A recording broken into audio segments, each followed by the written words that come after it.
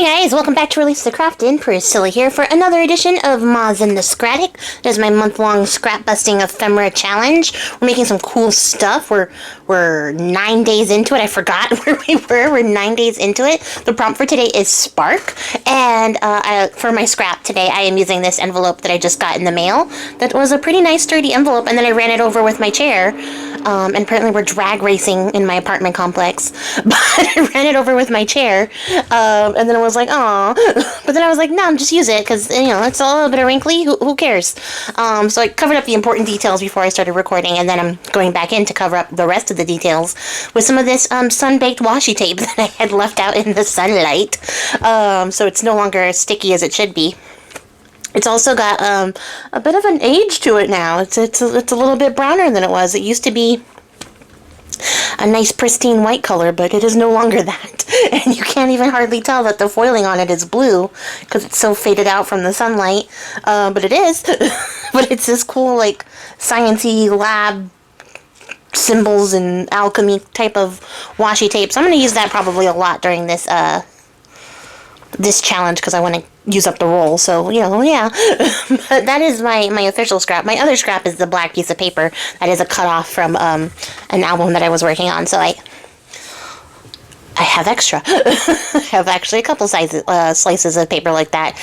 So yeah, what am I doing? I'm making a wavy border to go around our envelope, and then I'm cutting out a wavy window. So I'm going to tell you guys for sure, when I got to this prompt, I was properly stumped. And I thought about it for a long time, and then I thought, oh, I'll just make a matchbook, because matchbooks light a fire, and that's like a little spark, you know, a little spark, a little light. And I was like, oh, you could do that too. And then I started thinking, you know, I could make light bulbs. I could make some little acetate light bulbs or something. It'd be fun, which was also a good idea. Light bulbs, spark, that's the whole idea. But then I remembered that I have the coolest thing in my stash. I use it for, like, when I make terrariums, but I have not yet applied it to journal making, and I'm not going to spoil it for you guys if you haven't seen it already. But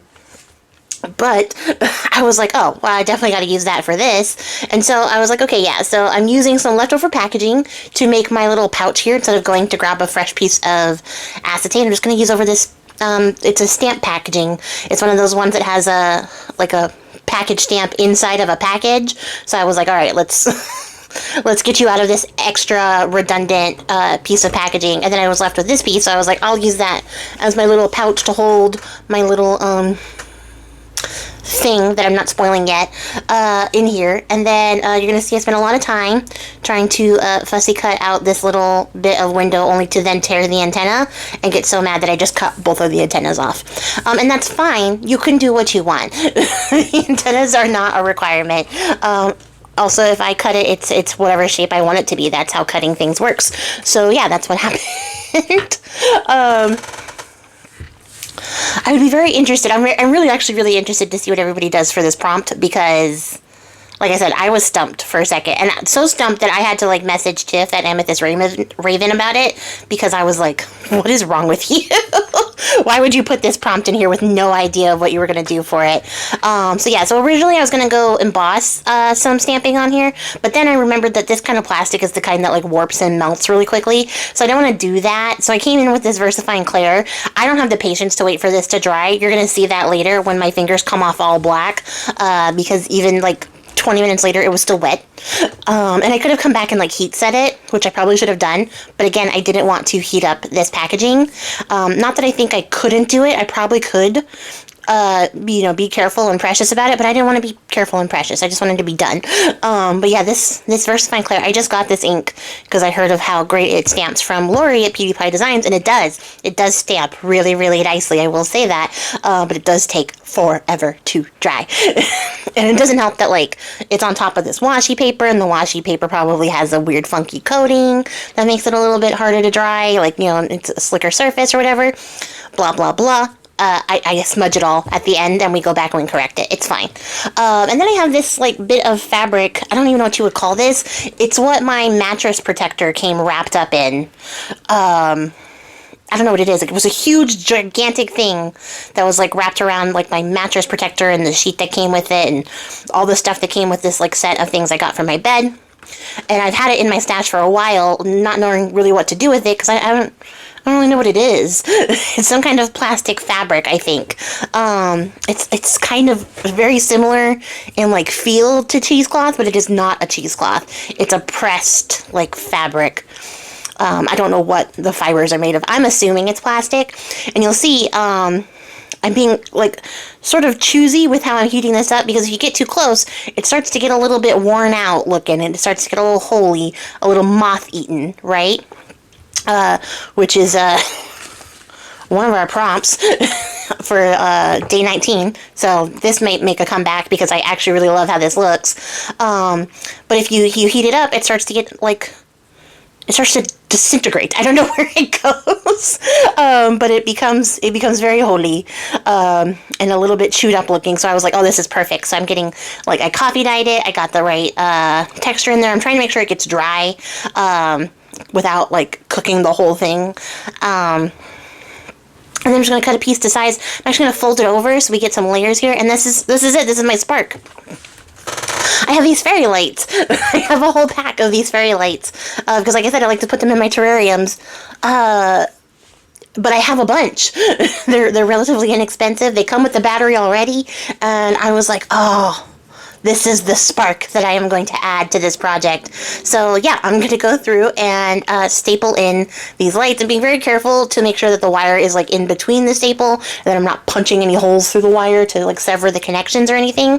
But otherwise, like, I'm just getting it onto this cardstock. You'll see that I get like really condensed on one side, and then by the time I get to the other side, it's less condensed because I realized I was running out of space. So, you know, maybe like mapping it out a little bit would have helped. But I was able to like wiggle and wobble some of the lights in the other direction, so they stretch to the other side. So it all worked out in the end. And then I'm going to use this cloth on top of our little light array. Oh, I guess you can't see what I did with the lighting. I stuck it on the whole card. Trust. I don't remember where I cut stuff. But yeah, I'm going to use our little moth-eaten fabric here to sort of diffuse the lighting so it's not like a big old bright light in your face. It's just going to be so cool. I cannot wait to show this to you guys when it lights up. You guys are going to be like, what? Because I love this. This is my favorite thing I've made so far. And it's actually not as thick and chunky as I thought it was going to be. It's a little, it's a little thick. A little thicker than like most ephemera would be, but still thin enough that I could slide that reasonably into a journal and not be, like, oh my gosh, I can't close my book. Like, this wouldn't be a problem. So I'm actually like really excited, really happy with how this came out. Although I'm going to tell you guys right now, I forget to peel off all this tape before I stick it inside of the envelope, and then I have to go do it with tweezers, which is goofy, but on par for the course when you're on Release the Craftin' brain time. Because, yeah. See, I don't peel off any of that tape. I don't even prepare to peel off that tape. So what am I going to do? Do I pull it back out and prepare it again? No, I commit to the bit, because that's what we do here on this channel. And then this is going to be the point where I realize that I am rubbing all of this ink off with my fingers because it's not dry yet. And it's literally been like 20 minutes since I stamped it. So I don't know if it's just because it's a non-porous surface. I did like look to see if you could stamp on like acetate and stuff with this ink, and everyone's like, yeah, you absolutely can. So I was like, okay, I can stamp on plastic with this ink. Apparently you can, but you have to wait forever for it to dry, which is just not the way. It's not how my channel operates. So I think I'm going to pick up some StazOn and see if that dries faster. Because apparently you can stamp on acetate too with StazOn. You can with archival, but it's just not, it's not very bright. It's not very clear. It's not very cool looking. I really like the way this one looked, but I didn't have the patience for it today.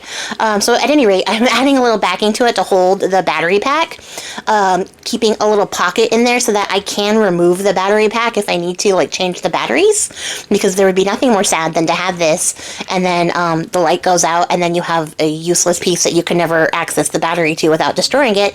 So yeah, so once I realized that I had wiped off the ink, I decided it needed a different kind of distressing, so I went in with some alcohol ink, so we could stain the plastic a little bit and then give those edges like a nice distress as well. And I really love how this came out because it gives us like two different colors of lights because the light will shine through the alcohol ink. And then I'm just going to use a die cut label to mount up a word, because I wanted it to have a little something extra. I didn't want to do anything like too big, you know, I don't want to add in like a bunch of leaves or labels and things like that, you know, like a bunch of collaged up stuff, because I didn't want to take away from the spark, because that was the prompt. Also, the lights are the star of the show, so like, yeah, I wanted to give them their chance chance to shine. But I did want there to be something. Something other than just like a moth on top of here. So I ended up coming back and adding this label, and I just used some wax to make it look metallic. Gave it a little sanding so that when I hit it with some more of that alcohol ink, it would sink in a little bit and we'd get different degrees of distressing going on. And then I decided to add just a little bit to the word too, so that it all sort of came together homogeneously. Homogeneously? I don't think the "ly" is I don't think the adverb is a word, but I just made it a word. Homogeneous is now an adverb. So yeah, so I'm going in and making sure that the envelope is closed. I did not stick down the sides of the envelope flap, so I'm making sure that's closed, and I'm sticking that in there. And then I decided to add a little piece of tape to keep the wire from slipping out because it wanted to come out really bad.